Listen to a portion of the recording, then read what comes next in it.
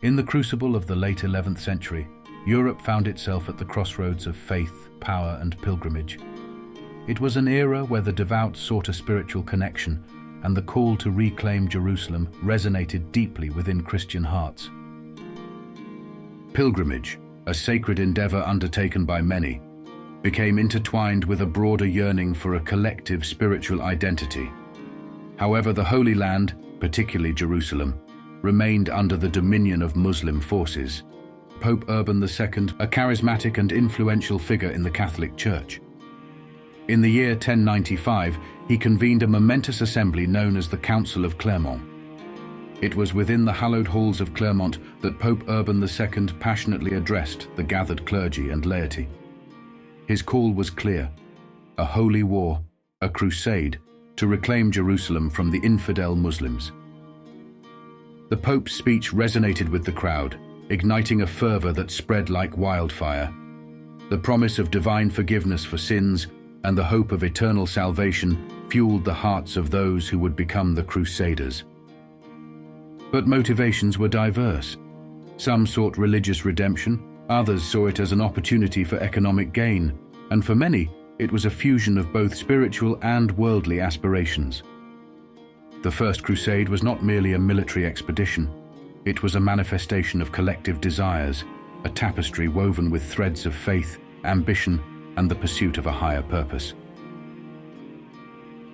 The Council of Clermont in 1095 served as the crucible for the flames of fervor that would engulf Europe in the First Crusade.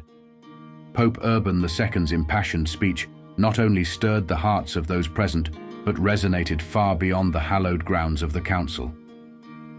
In his address, Pope Urban II emphasized the urgency of reclaiming Jerusalem, the holy city where Christ had walked, from the hands of the infidel Muslims.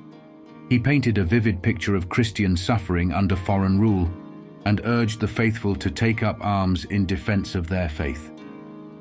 The Pope's words were not just a call to arms. They were a proclamation of a divine mission, a pilgrimage armed with swords. He promised spiritual rewards for those who participated, presenting the crusade as a sacred duty and an opportunity for redemption. The response was immediate and passionate. Nobles, knights, peasants, and artisans alike were inspired to embark on a journey that held the promise of both earthly glory and celestial favor. From the Council of Clermont, waves of enthusiasm surged across Europe as the call to reclaim Jerusalem reverberated through kingdoms and villages, uniting diverse individuals under the banner of a common cause. The fervor sparked by Pope Urban II's call transcended societal boundaries, giving rise to a spontaneous and uncoordinated movement known as the People's Crusade. Led by charismatic figures like Peter the Hermit, the People's Crusade was a diverse assembly of commoners and lower-ranking nobles who set out on their own, preceding the official Crusader armies. Their journey was marked by both enthusiasm and challenges. The People's Crusade, fueled by zeal, faced hardships as it traversed through different regions, encountering local populations and sometimes clashing with them. Lacking the organization and resources of the later Crusader armies, the People's Crusade struggled. Supplies ran thin and conflicts arose, exposing the complexities of mobilizing such a diverse and spontaneous movement. As the main Crusader armies, led by more experienced leaders, caught up with the People's Crusade, a degree of order was restored. The spontaneous movement, while fraught with challenges, had played its part in paving the way for the larger expedition. Ultimately, the People's Crusade merged with the more organized forces, becoming an integral part of the broader movement towards the Holy Land. As the People's Crusade blazed a trail of enthusiasm and challenges, the official Crusader armies began to take shape. A formidable force fueled by a mix of religious zeal, political ambition, and a collective desire to reclaim the Holy Land. Among the leaders who emerged were figures of both nobility and strategic prowess. Godfrey of Bouillon, Bohemond of Taranto, and Raymond IV of Toulouse, each with their own motivations, played pivotal roles in leading the Crusader armies. These armies were a mosaic of diversity, drawing participants from different regions, backgrounds, and social classes. Knights and foot soldiers, united by a common cause, prepared to embark on a journey fraught with challenges. The logistical feat of mobilizing such a diverse force was immense. Armies were equipped, alliances formed, and preparations made for the arduous journey towards the Holy Land. In the summer of 1096, the official Crusader armies set forth, their destiny intertwined with the sacred quest to reclaim Jerusalem from the hands of those deemed as infidels. Their journey was marked by trials, harsh weather, unfamiliar terrains, and occasional conflicts with local populations. Yet, propelled by a collective vision, they pressed on toward the Holy City. The Crusader armies, forging ahead with determination, faced a pivotal challenge in the form of the ancient city of Antioch. The siege of Antioch, lasting from 1097 to 1098, became a defining moment in the First Crusade. Antioch, a city with a rich history, was a crucial gateway on the route to Jerusalem. Its capture was essential for the Crusaders' progress, but it proved to be a formidable obstacle. The siege was a test of endurance and resilience. The Crusaders faced not only the defenders of Antioch, but also internal discord and the challenges of a prolonged military campaign. Supplies dwindled, morale wavered, and internal conflicts arose. The siege became a crucible, forging unity among the Crusaders as they weathered adversity and pressed on toward their goal. The discovery of the Holy Lance, believed to be a relic imbued with divine power, provided a crucial boost to the Crusaders' spirits. The eventual breach of Antioch's walls marked a turning point, culminating in the capture of the city. The conquest of Antioch showcased the resilience and determination of the Crusaders.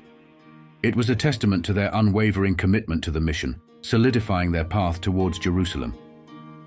Buoyed by the conquest of Antioch, the Crusaders regrouped, their resolve hardened by the challenges they had overcome. The road to Jerusalem lay ahead, fraught with both military and diplomatic obstacles. The march to Jerusalem was a complex journey through diverse territories. Along the way, the Crusaders encountered various factions, navigating through alliances and conflicts that shaped the geopolitical landscape of the time. Battles were fought, alliances were formed, and negotiations unfolded. The Crusaders' progress was a delicate dance between military strategy and diplomatic finesse as they moved ever closer to the heart of their sacred mission. The march was not only a military campaign, but also a journey of cultural exchange. The Crusaders encountered new customs, traditions, and perspectives, influencing the tapestry of medieval interactions between East and West. The diversity within the Crusader forces mirrored the complexity of their journey. Nobles, knights, and commoners marched side by side, united by a common purpose that transcended social hierarchies. As the Crusaders approached Jerusalem, the culmination of their arduous journey was within sight. The holy city beckoned, its walls holding the promise of the sacred prize they had ventured so far to claim. The climax of the First Crusade unfolded before the walls of Jerusalem as the Crusaders, driven by a fervent desire to reclaim this sacred city, initiated a grueling siege in 1099. The siege of Jerusalem was not only a military endeavor, but a test of endurance, faith, and the collective spirit of the Crusaders.